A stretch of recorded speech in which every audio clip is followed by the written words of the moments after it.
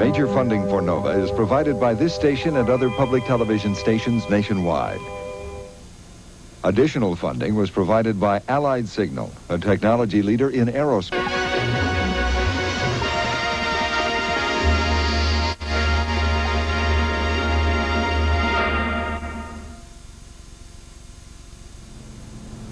This brave young man is about to have the oxygen supply to his brain temporarily turned off. His heart will falter. The doctors in attendance concede that it could even stop. And while all this is going on, he'll actually weigh over half a ton. All right, I need your name and rank.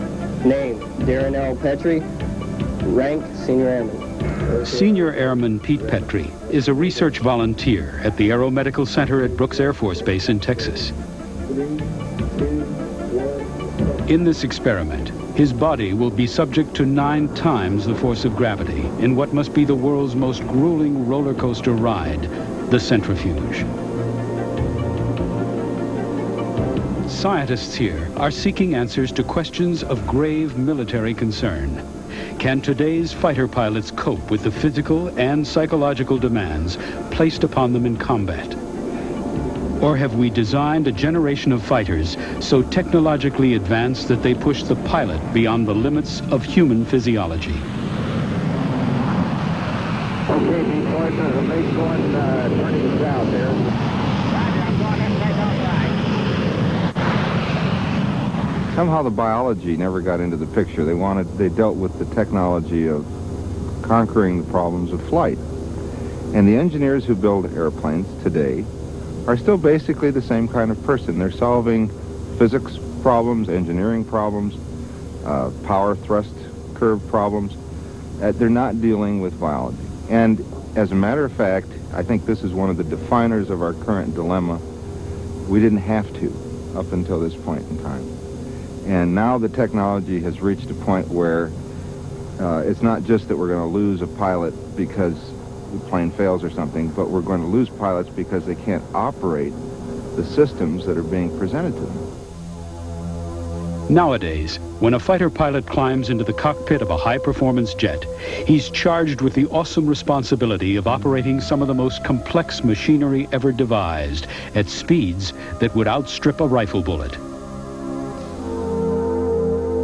He will be pushed to the edge of his physical and intellectual limits, and tradition demands that he respond with the right stuff. But this image of the pilot, gleaned from the exploits of the aces of past wars, ignores the reality of aerial combat today. As these highly trained pilots know, their own human frailty may be more of a threat than the enemy in today's complex and powerful high-performance jets.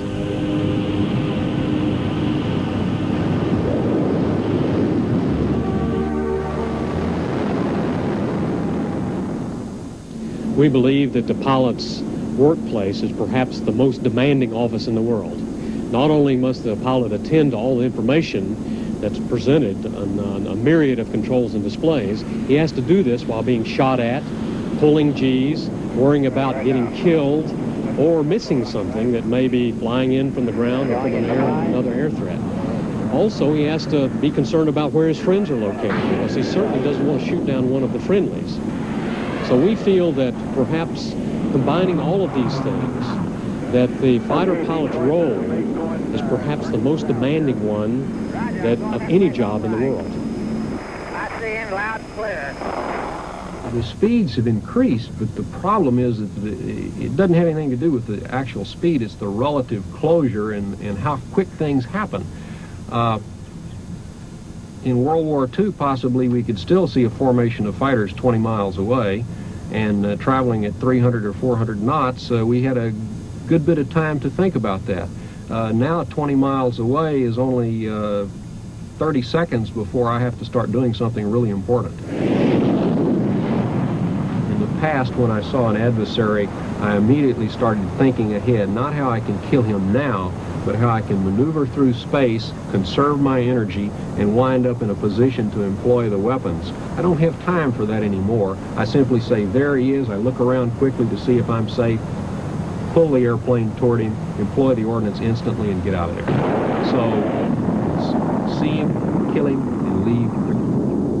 That grim but simple motto, see him, kill him, and leave quickly, is in fact what fighter tactics have always been about. Today, there are 6,500 aircraft. That's 43% of all American naval and Air Force planes which qualify as fighters. But this aggregate figure obscures a wide variety of capabilities and technologies that reflect a continuing debate within the military.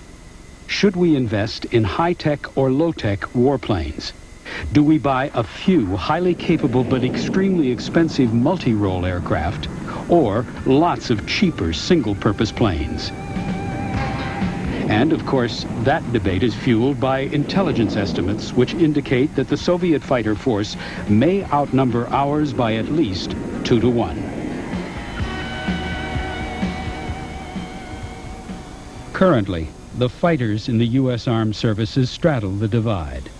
This is the General Dynamics F-16. Short-range, lightweight, supremely agile, and at $16 million each, it's the Air Force's relatively cheap frontline dogfight.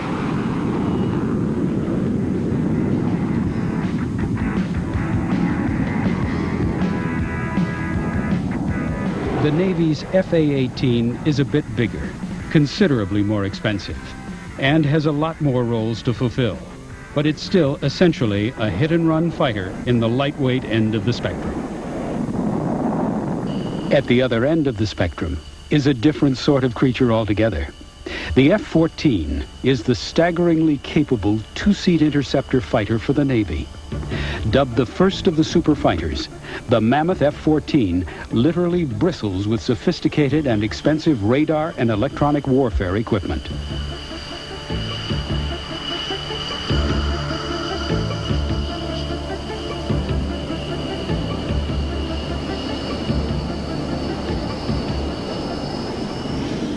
There's a joke that goes around the industry that says that the airplanes of today are designed by PhDs.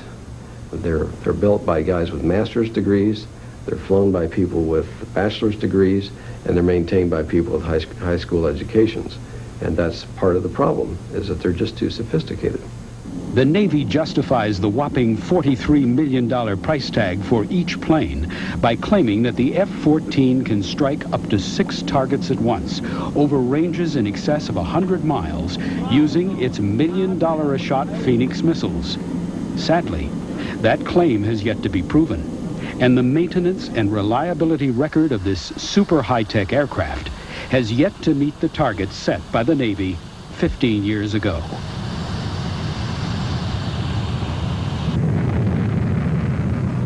But from the pilot's point of view, it's the F-15 which is arguably the most complex of them all, because he alone commands the various engine, navigation, flight control, and weapon systems.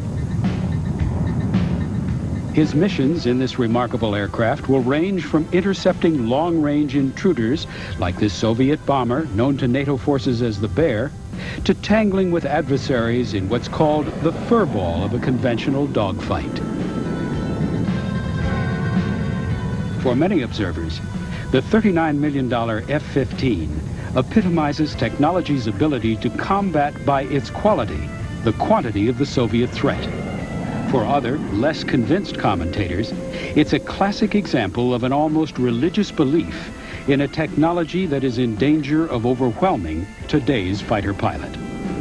In the F-15 cockpit, for example, there are 300 switches, 75 different displays, 11 switches on the control stick, and 9 switches on the throttle. Complexity on this mind-numbing scale would have been inconceivable to the pilots of the F-15's distant cousin, the tiny Fokker triplane, although both were designed to fulfill the same mission. 50 years of aeronautical development separate these two interceptor fighters. 50 years in which the quest for power, range, height, and speed has produced quite shattering performance. Aeronautical designers refer to what's known as an aircraft's flight envelope when talking about its performance. It's a pictorial representation of the limits of an aircraft's capabilities. And as we trace out the flight envelope of the F-15, the engineers can determine how slowly it can fly without falling out of the air, what its maximum altitude is, and how fast it will go, both in the thinner air of the upper atmosphere and in the denser air near the ground. It's taken half a century of aircraft development to create a flight envelope this large. And by comparison, the triplane's envelope seems absurdly limited. In today's terms, that limited capability seems almost comical. But in fact, when the triplane first went into service with Manfred von Richthofen's Flying Circus, so called because of the garish colors they used to identify each other in the melee of a dogfight, it was a resounding success. Its 3 wings generated a lot of lift, enabling it to climb higher and faster than many of its enemies. In combination with a large single-piece rudder, a short fuselage, and plenty of power, that lift also meant that the tiny triplane was a very maneuverable and effective fighter aircraft. Actually, these aircraft were as modern in 1917 as an F-14 would be today. They were state-of-the-art, and the engineers knew quite a bit about airplane design. Some of the problems they ran into was that they lacked a lot of things that we now consider essential. For example, they had no brakes, they had no oxygen system, they had no radios, they had no pressurization, and of course they had no parachutes. Well, just made you think about you're up there off the ground, and you sure couldn't step out and save yourself if anything happened. You just had to be brave and sit up there and ride it out. Wasn't a damn thing you could do about it. If you didn't like it, you didn't have to like it. Bob Todd was barely 20 when he shot down his first Fokker triplane in May of 1917. Within 3 hectic weeks after claiming 4 further kills, he became officially one of America's first aces. He was later shot down himself and spent the rest of the war in a German prison. In a sense, he was lucky, because the horrifyingly short life expectancy of a World War I fighter pilot was a chillingly brief 17 hours in the air. Just 3 short years before Bob Todd's exploits as World War I started, sporting planes were being used only for reconnaissance. But as pilots began to take their pistols and rifles up with them, they spawned a new and deadly art form, dogfighting. Before long, as new designs of airplanes were entering the fray almost every month, the tricks of aerial combat were being learned and practiced. The objective was always a brutally simple one. Maneuver into position behind your adversary and then pump bullets into his aircraft until you hit something vital, a main spar, the engine, or him. The skill, of course, lay in the techniques of turning the tables on an enemy that was behind you and maneuvering into position behind him. There was nothing chivalrous or gallant about this endeavor. It was a matter of kill or be killed. But, as has been characteristic of the decision-making surrounding fighter design throughout this century, the conflicting qualities of speed and maneuverability were fundamentally misunderstood. Well, when airplanes first started fighting each other seriously, the designers thought that the key element of the fight was maneuverability. And so for most of World War I, they designed aircraft with multiple wings so that the aircraft would get a lot of lift and would be able to turn very rapidly. It also had the advantage of that the aircraft would be more secure and that you could wire the wings together. Had they looked at their own data, however, they would have found out that most of the kills, in fact 80% of all kills in World War I, were actually when one plane made a single pass at another and hit the pilot before he ever knew what was happening, and then would just fly away. But they did not know this, and so they kind of went down a false road, if you will, and they designed two-wing airplanes. They even designed three-wing airplanes in 1917. This concept had a life that went on through the 20s, but by the 30s, we knew that the single-wing airplane, being faster, was a much better killing machine.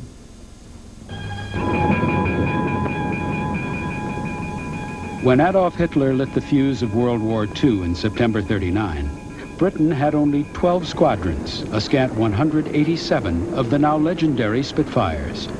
Along with the Hawker Hurricane, their mettle was tested in the summer of 1940 in what was to become known as the Battle of Britain. High above Kent, the so-called Garden of England, the Spitfire was proving that it was both quick and agile. Like the Fokker triplane and the F-15, it was a classic fighter interceptor. But as the experiences of the previous World War might have indicated, of the two qualities in a fighter, speed proved more important than agility, and the race for power began to dominate the design of these killing machines.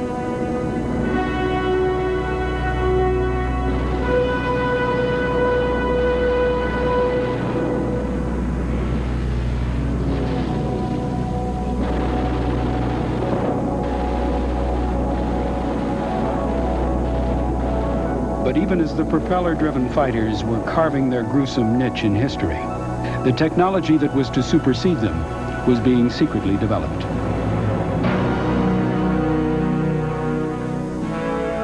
The Messerschmitt 262 was Germany's first fully operational jet fighter. Along with its contemporary, the British Meteor, the first jet flights in 1942 and 3 were secretly ringing the death knell for propeller-driven aircraft. But by the time this brilliant technology entered either the Royal Air Force or the Luftwaffe, the war was as good as lost for the Nazis. The German Messerschmitt 262 did enter the fray briefly, however, in late 1944, and the effect on the Allied fighter pilots who saw this new aeronautical miracle was religious. Holy Moses, look at that! Very religious. We knew we'd been given a clue they were coming, and but when we first saw them, it was kind of unbelievable. Their speed and their agility. The only way we battled them was to try to get in their way. Fortunately, Hitler was an idiot. He didn't use them properly at all. The 262 ended its combat days as a ground attack bomber, rather than as the high-speed interceptor that it clearly was. But by its invention, the jet had brought other revolutions. The high-tech 262 was frankly a major headache as far as endurance, maintainability, and reliability were concerned. And for the pilot, the new complexities of jet engine control and management meant that the cockpit was now an unfamiliar nightmare of switches and dials. But there's a saying in fighter aviation that speed is life. And with a top speed of 540 miles per hour, the extra 100 miles an hour that this aircraft gained over its closest prop-driven rivals was too seductive to ignore. After the war, we had air forces such as the Soviet Air Force and the Royal Air Force and the United States Air Force, the United States Army Air Forces, that had come through the war with thousands of airplanes. But after the war, those air forces were obsolescent. Immediately, the jet had rendered them so. The jet promised a whole new era of air combat, of engagements at high speed, at the ability to undertake slashing attacks and what we term blow-through attacks that were simply unavailable to the era of propeller-driven airplanes, the ability to make repetitive attacks, and all these very much took time to get used to. Basically, during the post-war periods following any war, we have always seen cries that the era of dogfighting is over, the era of dogfighting is past. And people said the same thing when the jet came along. Well, now we're flying too fast. We obviously won't have dogfighting in the traditional sense. Just like they had said about the monoplane in the 1930s. Back in 1947, when I started flying F-80s, we were initially given the idea that this airplane was too fast, and that now that you were out of P-47s and that you were into jets, you wouldn't have to, you're not going to worry about that anymore because dogfighting is at an end. The speeds are too great and all that sort of thing. Turns are too wide and with the great speeds and that. Well, we didn't know all that, so we just kept right on dogfighting with the airplanes, and it was a fine dogfighter. Of course, that training was soon to be put to the test as the war clouds gathered again, this time in Korea. And perhaps inevitably, a new classic fighter rose to the occasion. A direct descendant of the triplane and the Spitfire. The F-86 Sabre was the first swept-wing jet fighter in the West, and its speed and maneuverability won many converts and many battles. But back in Washington, the quest for the first supersonic fighter was echoing through the labyrinths of the Pentagon. Before long, maneuverability was again discarded in favor of the holy grail of power and speed, and again the art of dogfighting was out of fashion.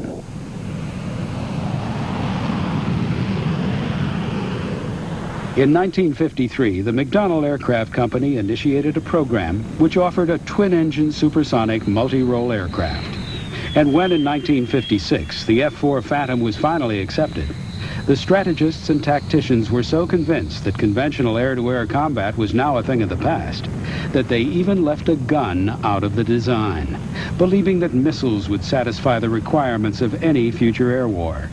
But not everyone was convinced that even in a high-tech aircraft such as this, that was a wise idea. I was told in the Pentagon by my boss, who was a two-star general, in the, when was it, 1963. He said, Olds, go back to your desk and stop coming up with all of these studies proving that we don't have a conventional capability of the United States Air Force. You've got to get it through your head that we're not going to fight conventional wars anymore. He said, you're living in the past with your leather, you think you've got your leather flight jacket on and your white scarf and your goggles and leather helmet, and you're going to go out and do mortal air-to-air combat with the enemy. That's finished. We'll never do that again. So about 4 years later, I was going up the Gulf of Tonkin in this airplane. Got a nice kid in the back seat named Steve Croker. I said, Stevie, baby, look at all this that's going on around us right now. All those tankers and the thuds over there. And you were going to go up and drop iron bombs on the railroad and probably hassle with MiGs, but I want you not to worry about it because I have it on good authority that this is not happening. Are we getting close to the turn point? Roger, I'm turning right now. Of course it was happening, fast and furiously. South there. Roger, I'm going ahead and break off right. I see him loud and clear. But now, in addition to the historical inevitability of close-quarter dogfighting, fighter pilots were coping with a deluge of radar and radio inputs, as well as being faced with surface-to-air missiles, SAMs, which would wriggle up from the jungle at over the speed of sound and explode within feet of your aircraft. Even for many experienced pilots, it all became just too much. There were a lot of things going on. Our radar warning equipment was giving us warning that the missiles were being launched against us. We didn't know whether that was true or false. I had intelligence coming from an agency in real time. They were telling me that MiGs were coming up behind us and were going to attack. We had ground control from a carrier out in the Tonkin Gulf telling us where the MiGs were approximately relative to us. We were listening to the people that we were escorting. There were other people that were suppressing the anti-aircraft artillery and the SAMs, all on the same frequency or on various frequencies that we were listening to. I could hear the growl from my air-to-air missiles. The heat seekers have a distinctive sound that you hear in the headset when you have them selected. And, of course, all the noise from the radar warning equipment. As it happened, the MiG came up behind me, and my wingman saw him and tried to warn me of the MiG. And I never heard the warning. I saw a missile go by, presumably his first shot with which he missed, and tried to turn out of the way. Luckily, I did turn out of the way. The second shot only damaged my airplane slightly, and I was able to bring the airplane back. But I never heard my wingman calling me, trying to tell me there was a MiG behind me. When I got back, I listened to the tape of the mission, and clear as day, he had told me that the MiG was there and what I should do to avoid the attack. I didn't hear it. I was totally saturated. Despite all the efforts at human engineering to consider all the variables, there's still just too much. And you hear stories about pilots given the option who turn the equipment off and fly by the seat of their pants because they're just overloaded. Going in across the Red River in this very old airplane, we had a procedure where we started turning off things like this. Well, it's not here anymore, but there was a detection gear for the SAMs. It made noises. It bothered you. It didn't tell you the right information in the first place, because if you relied on this, the SAM was going to hit you. You avoided SAMs in an entirely different way. You had to see them. This would warn you if one was coming up from behind, and then you do something different. But we turned that off. We turned off guard channel, because there's always somebody screaming on the emergency channel. We turned off the growl on the sidewinders. I'd usually put the kid in the back seat on cold bike so I couldn't hear him. He could hear me. That's what I wanted. See? And I turned off all the noise I could so that I could then concentrate on the battle at hand. General Olds had been an Air Force ace in World War II, but the statistics in either the Air Force or the Navy were not proving to be very encouraging. Too many pilots were not coming back, and nobody was quite sure why. The Navy decided to do something about it. Well, way back in World War II and Korea, the Navy was achieving a kill ratio of about 10 to 1. Every time we got rid of 10 bad guys, they got one of us, which is a good kill ratio. Early on in Vietnam, in the early 60s, if you took a look at the kill ratio there for the Navy, it was a 2 to 2.5 to 1, which is unacceptable. An individual by the name of Captain Frank Ault put out a report called the Ault Report that identified numerous deficiencies at that point in time. Out of that came some initiatives. One of them was the development of a school that had instructors that were highly versed in threat tactics and flew aircraft that simulated the threat that our fighters were encountering in Vietnam. That school became known as Top Gun. Pressing on in, good dot in the diamond. VID, looks like a MiG-21. All of a sudden we find ourselves beak to beak with this guy. Well, as these students returned to the fleet or returned to their squadrons and went back into the Vietnam era, that year, 1972, the Navy's air-to-air kill ratio went up to almost 13 to 1. Against a bogey like this, who do you think is going to have the toughest time? One of the first graduates of Top Gun was the Navy's first ace, Randy Cunningham. On 10 May 1972, after I'd already shot down 2 airplanes, on the way out to sea, I met a MiG-17, which I didn't know was a MiG-17 at first. I saw a dot coming at me head on. As I approached the MiG, his wing roots lit up with his 23 and 37 millimeter cannon, and the tracers started coming by, and I went, man, he's got a gun in his nose. It surprised me, so I went pure vertical. Now, in most fights, the pilots had been easy, so this was just about the time you think, well, a white scarf, it's time to put out the Benson and Hedges, I'll pull the airplane back, over in the vertical, and I'll watch him heading for Hanoi, come back around and shoot him. That was just about the temperament that was going on inside my mind and inside my guts, okay? But as I came back over the top, straining over the back of the ejection seat to see him running, instead what he did is went into the pure vertical with me, and we were going canopy to canopy, maybe 50 to 75 feet apart. I could look in and see a little set of Gomer goggles, a little Gomer scarf, and a little Gomer mic that he was using. Well, as I went up into the vertical, I had more thrust, okay? It still didn't dawn on me that I knew he surprised me, but I didn't know who this was yet, and I didn't know what his capabilities were. Unfortunately for Commander Cunningham, he'd crossed swords with the legendary North Vietnamese double ace Colonel Toon, who had no less than 13 American kills to his credit. The aerial combat that followed has since come to be regarded as one of the longest and most complex dogfights in aviation history. Each pilot flew his plane to the very edge of its flight envelope as the battle careened across the Asian skies. The tiny, quick-turning MiG against the heavy but more powerful Phantom. Attack and counterattack, engagement and disengagement, like a huge and deadly 3D chess game. But just when it began to seem as if the fight would last forever, Colonel Toon made his first and last mistake. For the briefest of moments, the outwitted Vietnamese ace was vulnerable.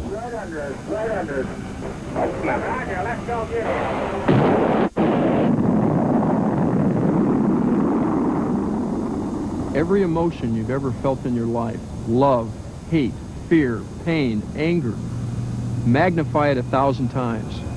And that's the feeling that you go through. It's emotionally and physically draining. You know that one of you, when you engage, is not going to come back. When you know that you have survived that, it's almost like being reborn. It's a fast, harsh, gut-wrenching battle in a huge arena, very quick. I've seen the sky full of Focke-Wulfs and Messerschmitts in 1 second. 5 seconds, 10 seconds later, they're all gone. There's not a plane to be seen anywhere except the one you're behind, or it might be behind you. Modern combat is the same. Sometimes a battle will last a little longer because of the circumstance. Your position, his position, where you are, what you're doing. Mostly it's over in a matter of seconds. You have to know the absolute limit of your physical being and of your machine. And the idea is that you ride on the perfect edge, the balance of disaster and the balance of winning. Commander Cunningham later went on to become an instructor at the Top Gun school that had taught him so well. The philosophy behind Top Gun and its Air Force equivalent Red Flag is to teach pilots how to fight a wide range of potential adversaries. Not surprisingly, each of the aircraft on this busy flight line emulates the capabilities of a different Soviet fighter. The Top Gun motto is, fight like you train and train like you fight. But one of the ironies of Top Gun's success is that the instructors flying low-technology A4 and F5 aircraft day in and day out are beating, or to use the jargon, waxing the students in the high-tech F-14s with embarrassing regularity. Indeed, as the Red Baron is reported to have said, it's not the crate, but the man sitting in it that counts. For many, the lesson is a simple one. Invest in lots of pilots and invest in training them in lots of lower-tech aircraft. This message has been acknowledged by the Pentagon, but not yet adopted by the admirals and generals who, it seems, would rather their fighter pilots be equipped with the best machines that money can buy. Here's what happens. You have an airplane that's very sophisticated, costs a lot of money. Therefore, you can't build very many of them because we do have a fixed budget. Every year it's fixed. So we say, well, we can procure X number of airplanes. Well, if we can only have that number, then we've got to have the very best money can buy, because Americans have always been willing to trade treasure for blood. So we're going to make that a very sophisticated airplane, and we're going to give that guy the capability to do everything. It's going to be able to get all kinds of information, and he's going to be able to do all kinds of things with it. As a result, because we can't have as many airplanes, we have to give it more capability, so he has to do more, the pilot has to do more, and as a result he gets overloaded, and in my opinion is going to get shot down while he's trying to figure out what he's doing. Nowadays, that logic also confronts the pilot with his own physical limitations. Turning corners in an airplane at speed produces G's, the forces that mimic gravity. G-forces have been a factor in aerial combat since World War I. But today's fighters are so fast and so maneuverable that the high G's they inflict on the pilot's body and brain can seriously impair his flying ability. Commander Charles Heater-Heatley describes the sensation of G's. It feels like a great weight pressing down on you. The more you pull back on the stick, the harder it presses down. And what you feel is the oxygen mask pressing on your nose. You feel the skin coming down on your face. Sweat from your brow just seems to come down in currents in front of your eyes. As soon as it pops out of your forehead, it goes straight down in front of your eyes. And you can feel your lungs being pressed on your diaphragm, and you just sort of scrunch into the seat. And in fact, I notice after a first couple turns in an ACM engagement, I can raise my seat a little bit and get a little more height in the cockpit, because what was normal is now a couple inches less than normal. But there is far more to G's than discomfort or being able to change your seating position. With the power available to today's fighter pilot, He can turn and turn until he runs out of gas, and sustaining high Gs for more than a second or two brings other less welcome physiological effects. You start to see dots out here, and it starts to close in, and color goes away. So when things start turning into black and white, you start letting loose of the stick. And if you keep pulling, you get what's called tunnel vision. You can only see an area about this big. And if you continue to pull, everything goes black. And when it goes black, you can still hear the radio, you still know you're flying, you still know you're in an airplane, and it is now time to unload and get the blood back in your head. If you don't get back off the stick, pretty soon not only will you lose your vision, you'll lose consciousness, and then you have G-induced loss of consciousness. If it were possible to see inside a pilot's brain when he is subject to high Gs, we would see that the principal problem was one of oxygen starvation. Like other cells in his body, brain cells need oxygen. Oxygen-rich blood is pumped by the heart into the exquisitely fine circuitry of the cerebrovascular system. But when exposed to high Gs, that blood begins to weigh more. At about 4 or 5 times the force of gravity, the heart's pumping action ceases to be effective, and the blood pressure in the head falls to 0.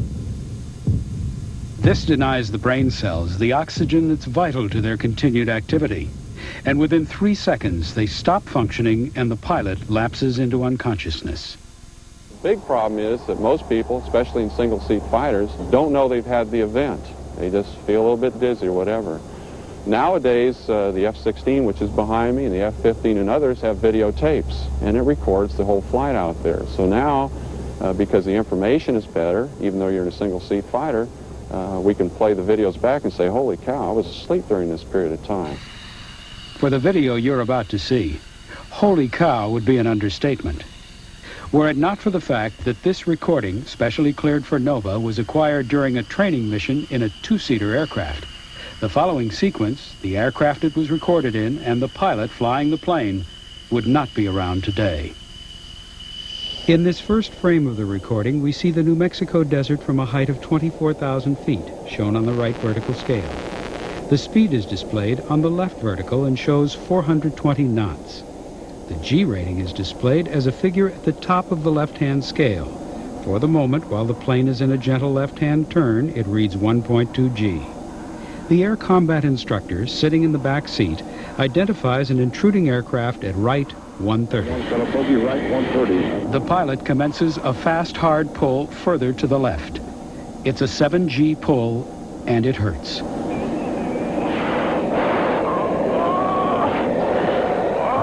That last groan has since been analyzed as the moment when the student pilot lost consciousness.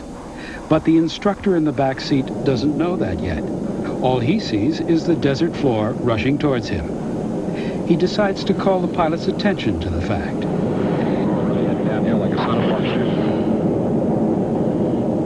The G reading is now back to normal, around 1 G, and the pilot is recovering, but not quickly enough. The cool instructor offers some more advice.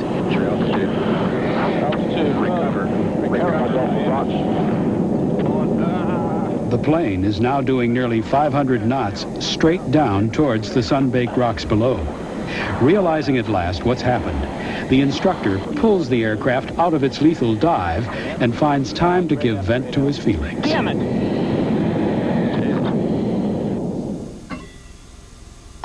It's now estimated that over 20 pilots have died in the last 5 years as a result of accidents due to losing consciousness under the excessive G forces of the new super agile fighters.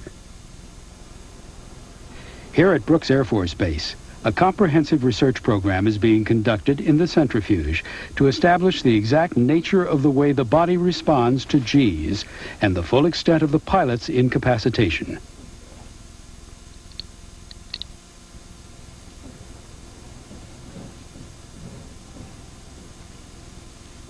What they've discovered is that many of today's fighters can subject the pilot to up to 9 or 10 times the force of gravity so quickly that the usual experiences of graying out and tunnel vision are effectively bypassed, and he will fade straight into unconsciousness. But a further sinister sting in the tale of G loss of consciousness is that if he's lucky enough to wake up at all, its effects are by no means over. When you have a loss of consciousness, basically the blood pressure in the brain goes to zero, and after a few seconds it basically takes a nap. And you go through this what we call an absolute incapacitation period of time. During this time, your mind is elsewhere. It's in a dreamlike world. You could be on the planet Mars or whatever. As the blood gets back into the brain and all those centers start working again, you start waking up and you realize that you are again a human being, that you're in an airplane. In fact, you're piloting, and all of a sudden you look out in front and there's some trees in front of you and pull on a stick and you save your life. Now, in peacetime, for a military pilot, that's about all he really needs, because the only real threat out there is hitting the ground. The problem is, for military aviation, is the wartime consequences of a GLC. Not only do you go through the 12 seconds of absolute incapacitation and then this 12 seconds of waking up into this dreamlike state, the problem is your higher learning centers, your cognitive skills, the skills that we as fighter pilots learn, that's flying, dogfighting, and dropping bombs, they don't start working for at least 2 minutes, and sometimes as long as 4 minutes. In the air-to-air business, which I'm most familiar with, it can be very serious. Because you can imagine you're flying along in a two-ship package out there, and your wingman looks over his shoulder and sees an attacking aircraft, so immediately calls the section or the two-ship to brake, let's say in this case a right turn. So immediately you go into a hard right turn, maybe 5, 6, 7, 8, 9 Gs, whatever's required, and if your attention is over your shoulder looking back trying to find the guy that's trying to kill you out there, in about 5 or 6 seconds, if you're not doing anything to elevate your pressure upstairs, you're going to be taking a nap. And what happens there then, instead of pulling 5, 6, 7, 8, 9 Gs where required, the aircraft eases off, and now you become a 1 G strafe target, and the guy can just go right in there and literally gun your brains out, and you're going to die. Traditionally, the inappropriately named G suit, which is actually an inflatable corset with legs, has offered some measure of support to the pilot by squeezing his legs and stomach to prevent his blood from pooling in his feet. But even at their best, these suits only offer an extra G or so of enhanced tolerance. And in the viciously maneuverable F-16, that just isn't enough.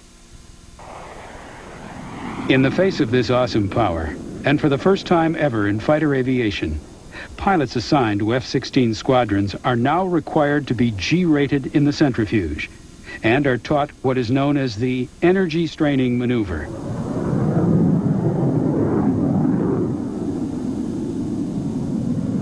Subject is ready to brake. Brake is activated. Pressure. Pilots and doctors alike coyly describe this exercise as exactly like straining on the toilet when you're constipated. This may be faintly embarrassing, acutely uncomfortable, and when performed on the ground at 1 G, very dangerous. But in high G maneuvers, it can win an extra 3 Gs of tolerance for the pilot. Our whole purpose is to give them the confidence and the knowledge that they can operate at the higher G levels without taking a nap and maybe having a bad day. Hello. Hello. I repeat. Hello. In an effort to further reduce the stresses on the pilot, this highly computerized version of the F-16 can actually talk. Brake, fuel, 5.6 pounds. Advisory altitude. The principal objective, of course, is to present the pilot with auditory information, which previously had to be read from a dial or a display. But a secondary benefit relates to G-induced loss of consciousness. If the plane believes that the pilot is diving too quickly towards the ground, it will tell him so. And if he ignores the warning or can't hear it because he's unconscious, the plane will take over and fly him to safety. Although there are myriad displays and dials which tell the pilot about the status of the aircraft, until now there's been nothing to tell the aircraft about the status of the pilot. This study, being conducted by doctors at Edwards Air Force Base in California, monitors the pilot's brain waves while he's flying so that eventually the plane will be able to judge whether the guy at the controls is awake, asleep, or somewhere in between. And that goes right to the equipment.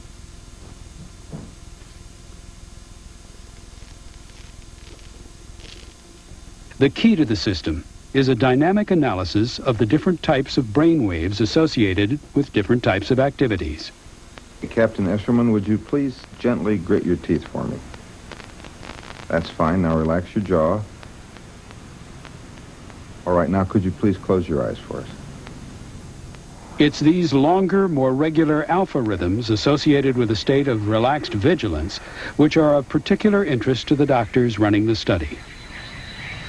For 3 years, test pilots have subjected themselves and their aircraft to every stressful maneuver in the book, while having their brainwaves recorded for subsequent analysis back in the laboratory. The study has amassed a wealth of data which will be published this year. But already there have been some interesting and unexpected themes emerging, not just concerning the brain's experience of G's, but also concerning that other potential killer, information overload.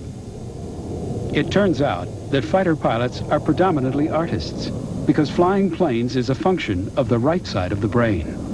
The left side of the brain is the administrator, checking data, establishing priorities. From time to time, the two halves check with each other that all is going well. But problems occur when that cross-checking starts occurring too often, when the brain can't decide who's in control.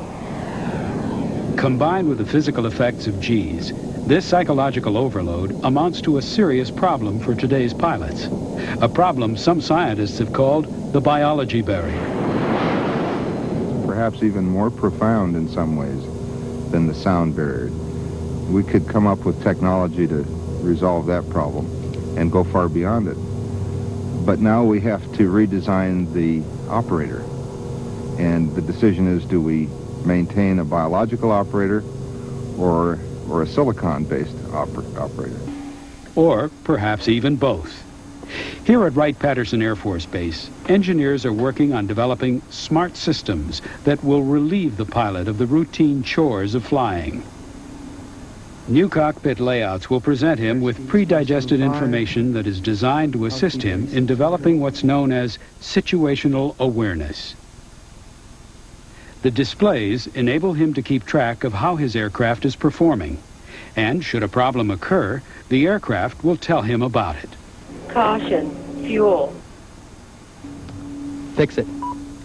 If only everything were that simple. Fix the fuel. Okay. Max range? 340 miles. This system is known as the magic cockpit. And in addition to chatting amiably in a female voice, because female voices apparently command attention better than male voices, it will show him plan views of his target and simulated 3D perspective views of his run-in. But there are some cockpit designers who'd like to go even further and abolish conventional displays altogether. Humans are basically three-dimensional beings. We see things in 3 dimensions, we hear things in 3 dimensions, and we touch things in 3 dimensions. And what we want to try to do now is to take those things that the pilot needs to know and convey them to him in a wide field of view, 3-dimensional picture with 3-dimensional sound and 3-dimensional things that he can touch, all of which are synthesized in the computer and projected into 3-dimensional space for the pilot. And inside what must be the zaniest helmet ever devised, this is what the pilot sees. Like some fantastic arcade game of the future, the pilot flies through a world that the computer has devised for him, based upon the known characteristics of the F-15 and its potential adversaries. In this Tron-like 3D arena, he can take off and land, navigate to preset coordinates, and he can fire his guns if need be, there is still a gun, and activate his missiles, all by voice control. Selected. The engineers readily admit that these futuristic concepts are likely to remain impractical for at least the next 8 to 10 years. And clearly, no pilot could be persuaded to dogfight pulling G's with a ridiculous contraption like this on his head. But it is only experimental. And advances in miniaturizing the high-resolution TV screens that will project the graphic displays onto the inside of the visor have already led to the development of a new and much more feasible flying helmet currently under test. But even more unusual ideas are being developed at Wright-Patterson. This man is switching switches simply by looking at them. Using infrared lasers, sensors in his helmet read his eye position from moment to moment so that computers can identify the switch he's looking at. And down the corridor, the tiny magnetic fields given off by the brain activity of this research volunteer are being analyzed by a superconducting device known simply as SQUID. Controlling fighter aircraft systems simply by thinking is, some researchers claim, no more than 30 years away. But if technology is making such giant strides forward, why push human pilots beyond their limits? Why risk human flesh and blood in cockpits at all? If we were able to know everything that was going to go on in a battle, if we knew where the enemy was going to be, we knew where our friendlies were going to be, if we knew how well our aircraft was going to work, how well our weapons were going to work, it wouldn't be necessary to put a pilot in the loop because we can program a computer or a drone to go do that work. But that's not what happens in the battle. The whole battle situation engenders a sense of uncertainty. Therefore, you have to have an element in that system that can adapt, can adjust, to be able to compensate for the deficiencies of the system or perhaps some of the gaming that the enemy does. Therefore, we believe that for a long time, we're going to have a human in the loop. Even Star Wars had a pilot in the cockpit. But air combat maneuvering is so dynamic. The human element brings flexibility that I think will actually be the key to success out there, because there's just no substitute for being on the spot, in the air, seeing who's injured, who's not damaged, who's in trouble, who's not in trouble. There's all sorts of things that a pilot can do at the scene that someone far away from the scene, remotely flying it or a computer-controlled airplane, will never, ever be able to figure out. Consequently, you still need to train to the basics of dogfighting that probably haven't changed since the days of World War I. A barrel roll is still a barrel roll, and an immelman still an immelman. We still do flat and rolling scissors, and we still need a gun on the aircraft to be able to shoot that guy when he's 500 feet out in front of us, which is well within the minimum ranges of all of our sophisticated missiles. But it's certainly not within the minimum range of a bullet. Which brings us right back to where it all started. Here at Top Gun, the cream of the Navy's fighter pilots learn how to employ World War I tactics with 21st century technology against numerous but essentially low-tech foes. For years, the comment attributed to Lenin that quantity has a quality all its own seemed to be driving the design of Soviet fighters. But recently, all that seems to have been changing. Right now, we're looking at a much more capable airplane. In this case, anyone know what this is? MiG-29? Exactly right. MiG-29 Fulcrum. Much more capable airplane in terms of all those performance factors we talked about earlier on. The MiG-29 Fulcrum and its equally high-tech comrades, the Su-27 and the MiG-31, are high-performance 21st century fighters. Some say they're equal in sophistication to the F-15 and the F-14. And certainly their electronic capabilities are being viewed with envy in the West. As the Soviets move from low-tech quantity towards disquietingly better quality, the West agonizes over whether or not to shift its emphasis the other way, from technological quality towards more quantity.